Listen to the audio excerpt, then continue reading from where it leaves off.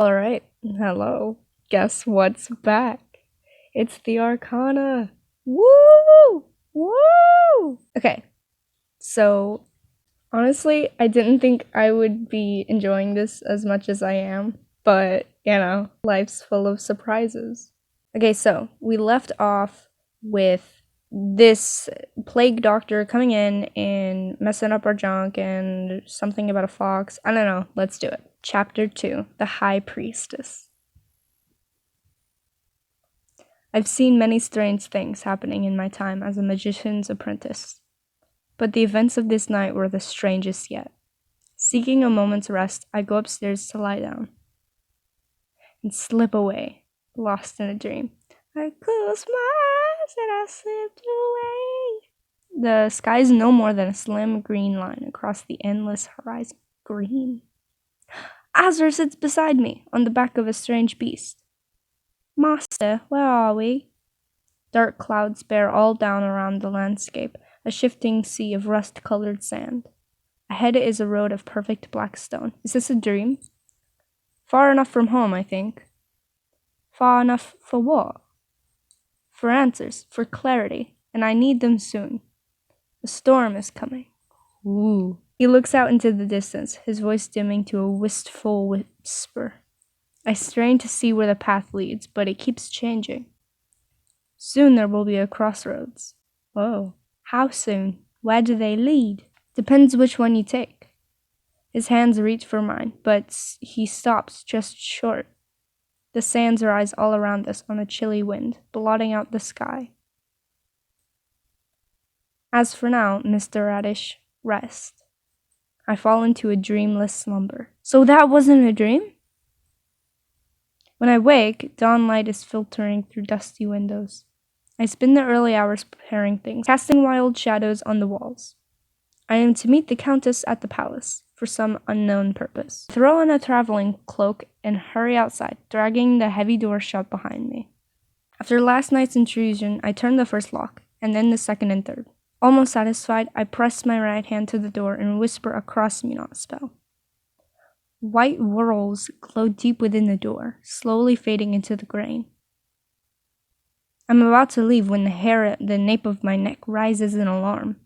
Someone is right beside me, a dark shape looming in the alley.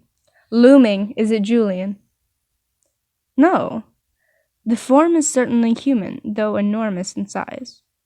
Their flesh is scored with scars, clean and jagged, shallow and deep. Shrouded in a pall of weather-beaten furs, it's hard to make out a face. I mean, I can see one really clearly, but they are definitely watching me. They stand between me and the road to the palace.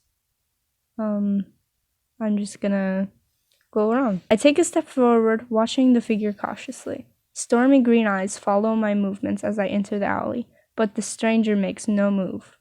A voice like distant thunder rumbles from beneath their robes. You are in grave danger. The earthy scent of a mire washes over me, and I stop in my tracks. He will return, uninvited. He will offer you a gift when you need it most. Turn it away, or you will fall into his hand, just like the rest of us. I blink, trying to process what I just heard. There is a shuffling behind me, the dragging of rough cloth and chains, and then silence. I usually cut out all of my reading errors, but this one I thought was silly, so I decided to keep it in. I look up and down the foggy alley. I left the shop, and then, wasn't someone else here just now? Yes. I shake off the fading thought. I don't have time to dawdle. The Countess is expecting me. Exhaling deeply, I continued toward the narrow, mossy steps to the marketplace. It's early yet, and the marketplace is already wide awake. All around me are the sounds of bartering, laughter, vendors hawking their wares. A voice I know well calls out to me over the sea of noise. Azra? Oh, no. Mr. Radish, have you eaten? I've got that pumpkin loaf you like in the oven. We won't be long now. I don't know what accent I'm doing. I'm just trying to come up with as many different ones as I can. Come, sit down, talk for a while. I sniff the air and my stomach twists in hunger. Then again, I should be careful of the time. Get that bread, get that head, then leave. The baker's son's speckled face lights up with a broad smile. He leads me into the booth, and a warm, spicy scent surrounds me. As I settle against the back wall, he offers me a steaming tin cup. And where is Asra, sleeping in? I sip my hot, minty drink. So many adjectives. He's on a journey. Ah, and where's he off to this time? I shrug. The baker gives me an odd look. He didn't tell you? I look down into my cup, watching the steam curl and twist as it rises. He was acting strange. The baker sighs, folding his arms over his chest. So he's off on some mysterious journey. That's nothing new. But what of your mysterious journey, if I may ask? Shaken from my reverie, I blink up at him, startled. There have been whispers all morning, you know. They say the Countess's escort rode into the neighborhood around dawn. God, these are so hard to read. I feel so dumb reading these. He gives me a meaningful look, clearly fishing for gossip. But I smile and shake my head, downing my drink. How is that bread coming along? Tisk, mysterious as ever, you and Asra both. The baker goes to the small wood stove to check. They're all wrapped up for the road. I place a coin on the table and hand off my empty cup. Now run along. Don't keep the Countess waiting. I give a backwards wave and head back out into the flow of traffic. As I climb the well-worn steps, something catches my eye. A fortune-teller's booth, tucked away in a shady corner. How nostalgic. Azra once operated out of a place just like it. As I'm lost in my musings, a patron emerges from the booth. Lucky numbers, check. Groceries. I didn't notice them backing into me until we crash into each other. Ack! The impact makes me stumble, teetering on the edge of a step. It also upsets the basket balanced on the stranger's hip. For context, I thought the recording had stopped randomly at some point in time, so I went to go check.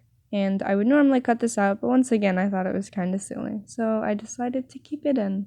No! Oh, I am clowning. Anyways, back to the story, which sends a dozen pomegranates rolling down the stairs. Oh, perfect, as if I wasn't already late. I'll help him. I drop into a crouch beside the stranger to help. I spot a pomegranate as it's about to be stomped under a stray hoof and swipe it at the last second. When I hand it back to the stranger, their eyes sparkle with delight. Oh, thank you! How sweet of you to help! And after I bumped into you in the first place. Together we hunt down the rest of the pomegranates. They're a little bruised, but no worse for wear. Well, I can't thank you enough. They offer me a hand. The skin of their small palm is rough against mine. Calloused. Probably shouldn't do this, but... Rubbing it off on his sleeve, they offer me a fruit from the basket. When I accept it, the stranger gives me a smile that warms my chest. Take care, all right? I'll see you around. The stranger's eyes widen when they take a closer look at me. Wait! I know you! I'm at a loss. I have no idea who they are. You're Mr. Radish, the magician. Countess Nadia said we were expecting you. We? You can call me Portia. I'm milady's head servant. Oh, all the pieces click together. The pomegranates were for the palace. And Portia's name rings a bell. I think I've heard of her, through gossip in the market. Well, how lucky were we? Come on, I'll show you the quickest path to the palace. Ooh, pretty. As the sun journeys across the sky, Portia and I climb stair after seemingly infinite stair. The higher we ascend, the fewer travelers we encounter along the way. By the time we reach the top, I can barely walk. Though Portia seems as energetic as ever, She pauses to let me catch my breath. Mr. Radish, I'm glad you're here. The Countess could use good help. And you look like a good sort to me. Ooh! When we reach the palace, it's near dark. Before me is a towering gate of twisted iron. We spent all day eating bread. Wait, did we even get to eat the bread? Oh my god. Beyond that, the palace rises in a swirl of glittering spires. 2 guards stand on either side of the gate. Their eyes glint at me from behind their helmets. But they lower their weapons when they see Portia. Oh god. Ludovico! Bloodmila! This is Mr. Radish. They'll be staying as our guest. Mr. Radish, Ludovico, and Bloodmila. The guards nod at me, their stiff posture relaxing. In unison, they push open the heavy gate. After you, Mr. Radish. The gate slams shut behind me, and there's no turning back. Portia leads me across a long, steep bridge. Some kind of eel twists through swirling waters below, glowing like a bloodless ghost. Portia tugs on my arm, leading me away from the edge of the bridge. Come on, we don't want to keep Milady waiting. There's so many voices to keep track of. As we approach the intricate doors, anxiety starts to rise like bubbles coming to a boil within me. Is this wise? What awaits me in this fortress so far from home? Too soon, we are standing before the doors. Here we are. She swings her fist against the copper plating, 3 skull-rattling strikes. As the last echoes fade, the pendulous doors swing inward. Oh? 3. The Empress. Alright, that was interesting. If you enjoyed, then I'm glad. If you didn't, sorry. But yeah, that'll be it for this video. Goodbye!